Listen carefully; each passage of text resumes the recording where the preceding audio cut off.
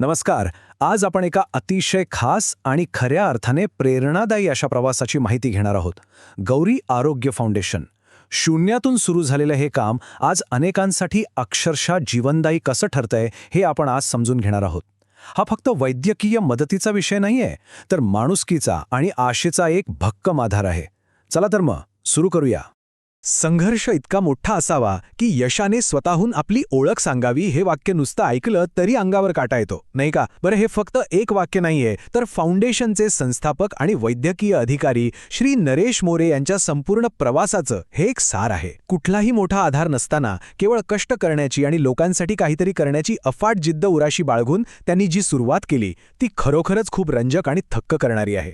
आता विचार करा, एका सामान्य सिक्युरिटी गार्डपासून ते थेट गरजूंचा फरिस्ता बनण्यापर्यंतचा हा प्रवास. म्हणजे सुरुवातीला फक्त स्वतःची नोकरी आणि स्वतःचे कष्ट इथवरच मर्यादित असलेलं नरेश मोरेंचं आयुष्य एका वेगळ्याच वळणावर कसं गेलं. आपल्या आजूबाजूला असणारं दुःख, लोकांच्या आर्थिक अडचणी आणि उपचारांअभावी होणारी गरिबांची तडफड पाहून त्यांनी ठरवलं की फक्त स्वतःसाठी जगायचं नाही. याच एका तीव्र संवेदनशीलतेतून एका सुरक्षारक्षकाचं रूपांतर वैद्यकीय क्षेत्रातल्या एका फरिश्त्यामध्ये झालं. हे खरोखरच अविश्वसनीय आहे. आणि ह्याच प्रवासातून पुढे आलं फाउंडेशनचं मुख्य ब्रीदवाक्य, एक पाऊल मदतीचे, नवजीवनासाठी. आता याचा अर्थ अतिशय सखोल आहे. बघा, आज आपल्या आजूबाजूला असे अनेक रुग्ण आहेत जे केवळ पैशांअभावी किंवा योग्य मार्गदर्शन न मिळाल्यामुळे उपचारांपासून वंचित राहतात.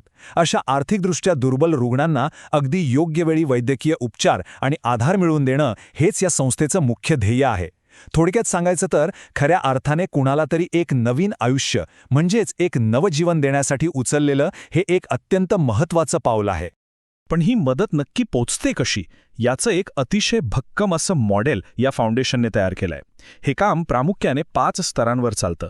पहिलं म्हणजे रुग्णांना थेट मोफत किंवा सवलतीच्या दरात उपचार मिळवून देणं. दुसरं, महागड्या औषधांसाठी लागणारी आर्थिक मदत उभी करणं.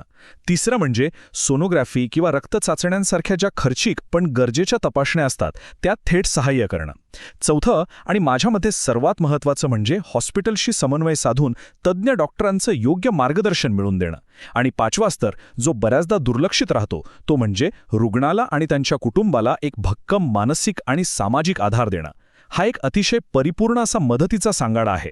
आता हे मदतीचं जाळं किती विस्तारलेलं आहे हे आपण पाहूया. हे काम फक्त सर्दी खोकला किंवा एखाद्या छोट्या आजारापुरतं मर्यादित नाहीये.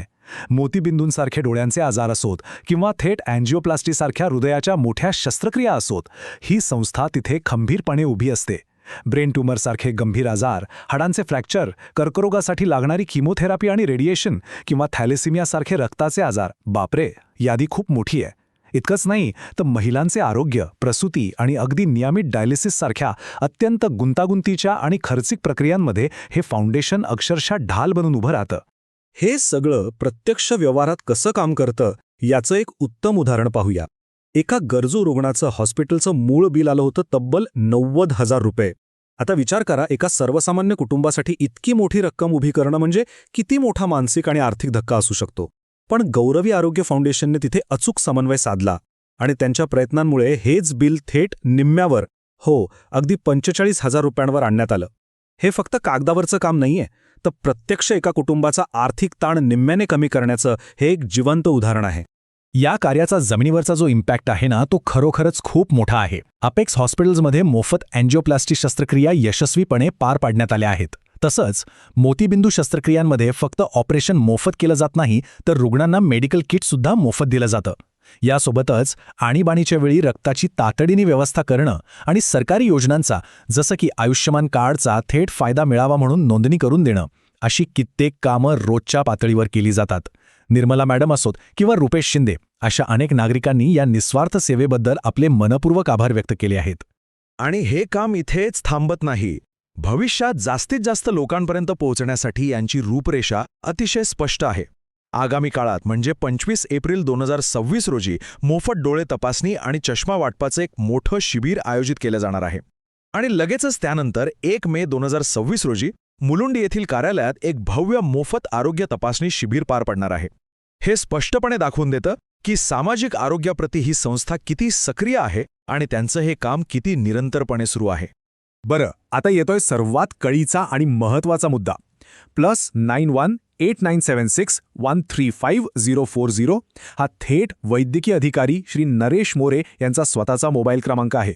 समाजात कोणालाही कधीही अशा वैद्यकीय मदतीची, तज्ज्ञांच्या मार्गदर्शनाची किंवा अगदी आर्थिक समन्वयाची गरज भासली तर कोणताही संकोच न बाळगता या क्रमांकावर संपर्क साधता येईल. लक्षात घ्या, ही फक्त एक माहिती नाहीये. अगदी मोक्याच्या क्षणी हा एक नंबर कोणाचा तरी पूर्ण जीव वाचवू शकतो. त्यामुळे हा क्रमांक नक्कीच आपल्याकडे जपून ठेवण्यासारखा आहे. आजच्या या संपूर्ण माहितीचा आणि प्रेरणादायी प्रवासाचा वेध घेतल्यानंतर शेवटी एक अत्यंत महत्त्वाचा प्रश्न उरतो, ज्याचा आपण सर्वांनीच विचार करायला हवा. मदतीसाठी आपण उचललेलं एक छोटंसं पाऊल आज कोणाचा तरी जीव वाचवू शकेल का? गौरवी आरोग्य फाउंडेशनच्या या कार्यातून एक गोष्ट अगदी सूर्यप्रकाशा इतकी स्पष्ट होते की समाज म्हणून आपण दिलेला थोडासा आधार आणि साधं मार्गदर्शनही एखाद्या कुटुंबाला उद्ध्वस्त होण्यापासून वाचवू शकतं. एका साध्या सुरक्षा रक्षकाची एक छोटीशी सुरुवात आज जर इतका मोठा बदल घडवू शकते, तर आपण सगळे मिळून नक्कीच खूप मोठा चमत्कार करू शकतो, नाही का? याच एका सकारात्मक आणि विचार करायला लावणाऱ्या प्रश्नासोबत आज आपण इथेच थांबूया. या संपूर्ण प्रवासाबद्दल जाणून घेतल्याबद्दल खूप खूप धन्यवाद.